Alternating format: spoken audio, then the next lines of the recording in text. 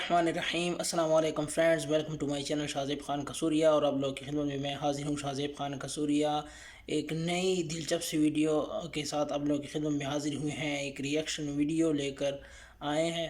Thumbnail देखकर आप लोगों को पता चल गया होगा कि एक पुम्बई शहर जो कि बाद में 2000 साल के बाद दरियाफ़त हुआ, उस शहर के बारे में क्या ख़बरें हैं और उनके बारे में क्या दरियाफ़त हुआ है कि ये किस तरह का शहर था जिसका नाम पोम्पई था और इसे गुनाहों का शहर कहा जाता है। ये किस तरह का शहर था और इन पर अल्लाह का अज़ाब नाजिल हुआ और सब के सब गर्क हो गए, बर्बाद हो गए, ज़मीन के लावे के नीचे दब कर सब झुलस कर मर गए। तो इसके बारे में हम एक बहुत ज़बरदस्त की वीडियो लेकर आए हैं।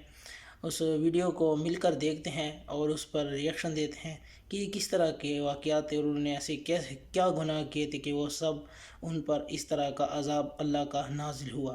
तो ज़्यादा देर आप लोगों का नहीं लेंगे, वीडियो की डिटेल में जाने से पहले आप लोगों से वही हमारी गुजारिश रहेगी कि मेरी इस चैनल शाहज़ेब खान कसूरिया को ज़रूर सब्सक्राइब करें और मेरी इस वीडियो को लाइक शेयर कमेंट भी ज़रूर करें।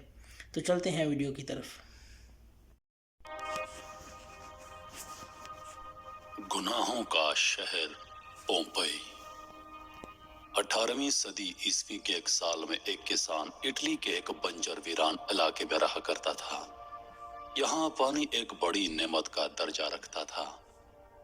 एक दिन उस किसान ने बंजर जमीन में कुआं खोदने की ठानी।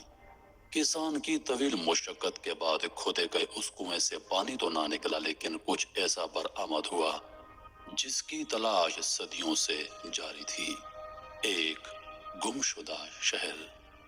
अपने दौर की शानदार बस्तियों में से एक, उस शहर की तलाश माहिरीन को 2000 सालों से थी।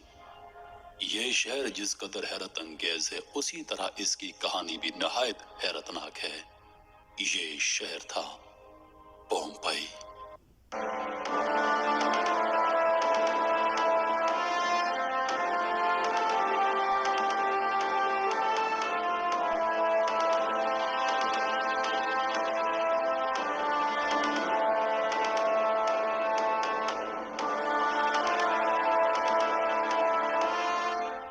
पोम्पई एक कदीम रूमी शहर था जो मौजूदा मुल्क इटली के इलाके कंपानिया में नापोली के नजदीक वाक़ था। यह शहर 7वीं सदी कबल अज़ मसीह के दौरान आबाद हुआ। मुख्तलिफ अदवार में मुख्तलिफ कौमों के ज़ेर नगीन रहने के बाद रोमन अम्पायर के तसल्लुत में आया। फिर इस शहर ने तरक्की की ऐसी मनाजिल तय की कि यह उस वक्त की दुनिया के अजीम तरीन शहरों में शुमार होने लगा। पानी के तालाब, क्लब, बेकरियां, कुशादा सड़कें, वाटर सप्लाई की स्कीम, लाइब्रेरी, कम्युनिटी सेंटर, अस्पताल, घोड़े बांधने के जदीद अस्तबल, 2 मंजिला मकानात और मकानों के पीछे छोटे छोटे लान, और उनमें नसब फवारों ने उस शहर को जन्नत बना दिया था। यह दुनिया का पहला शहर था जिसमें ज़ेब्रा क्रॉसिंग शुरू हुई। यहीं से क्रीम केक इजाद हुआ और यहीं से इज्तमाई गुस्ल खानों या हमाम के तस्वुर ने जन्म लिया था। ये रोमन अम्पायर के बड़े तिजारती शहरों में से एक था, लेकिन दौलत की फरावानी के बाद रफ्ता रफ्ता इस शहर की पहचान तब्दील होने लगी। इज्तमाई गुस्ल खाने या इज्तमाई हमाम बेहयाई के मराकज बनने लगे। चंद दिहाइयों के बाद बेहयाई उस शहर का आम मिजाज बन गई। अब इस शहर की पहचान ज़री तिजारती या सनती शहर की ना रही, बल्कि अब ये एक बड़े आजाद मुआशरे, फ्री सोसाइटी का शहर बन गया। किसी पाबंदी, किसी रोक टोक, हर किस्म के कानूनी और समाजी बंधनों से आजाद खुलेआम जिनसी ताल्लुकात इस शहर की खास पहचान बन गए। यहाँ कारोबार था सिर्फ जिस्मों का और लज्जतों का। आपने लूत अलैहिस्सलाम और उनकी कौम का वाकया जरूर सुन रखा होगा। जब वो कौम हम जिन्स परस्ती के लानत में मुब्तला हो गई तो उस पर पत्थरों की बरसात करके उन्हें नेस्तु नाबूद कर दिया गया। ऐसा ही कुछ मामला पोम्पई के साथ हुआ। पोम्पई जिनसी सरगर्मियों और गैर अखलाकी हरकतों में कहीं आगे निकल चुका था। यहाँ औरतें औरतों से, मर्द मर्दों से, यहाँ तक के जानवरों के साथ जिनसी ताल्लुकात बनाना आम हो गया था। जिस्म फरोशी इस शहर का बुनियादी पेशा और मईशत का अहम तरीन सतून बन चुका था। صرف عورتیں ہی نہیں بلکہ کئی تندرست مرد بھی اس کام میں پیش تھے۔ غلاموں کے ساتھ ساتھ عام شہریوں کی ایک بڑی تعداد اس پیشے سے وابستہ تھی۔ عوام کے ساتھ ساتھ شہر کے اشرافیہ یعنی اس کے امراء، افسران اور اکثر وزراء یا تو اپنے اپنے قبہ خانوں کے مالک تھے یا پھر جسم فروش غلاموں کی تجارت میں ملوث تھے۔ جو جسم فروشی اور گناہوں کی اس لعنت میں زیادہ مبتلا ہوتا، پومپئی شہر میں وہ اتنی ہی زیادہ اہمیت کا حقدار تھا۔ بڑے بڑے رومن افسروں کی بیگمات ازانہ تعلقات کی اس لعنت میں پڑی تھی۔ اس پر شرم تو دور کی بات ہے، اس کو فخر سمجھا جاتا تھا۔ اس کے کھنڈرات سے ملنے والی تصاویر اس قدر بیہودہ اور فحش ہیں کہ لوگ انہیں دیکھ کر اپنے کانوں کو ہاتھ لگا لیتے ہیں۔ پومپئی کی دیواروں پر لکھی گئی غیر اخلاقی اور غیر فطری شاعری کی مثال ماضی اور مستقبل میں کہیں نہیں ملتی۔ ماہرین کی ترجمہ کی گئی عبارتوں کے مطابق دیواروں پر کنندہ تحریریں دراصل اس قوم کے چند شاعروں کی شاعری ہے جو انہوں نے فطرت کے اصولوں کے خلاف عمل کے حق میں کی تھی۔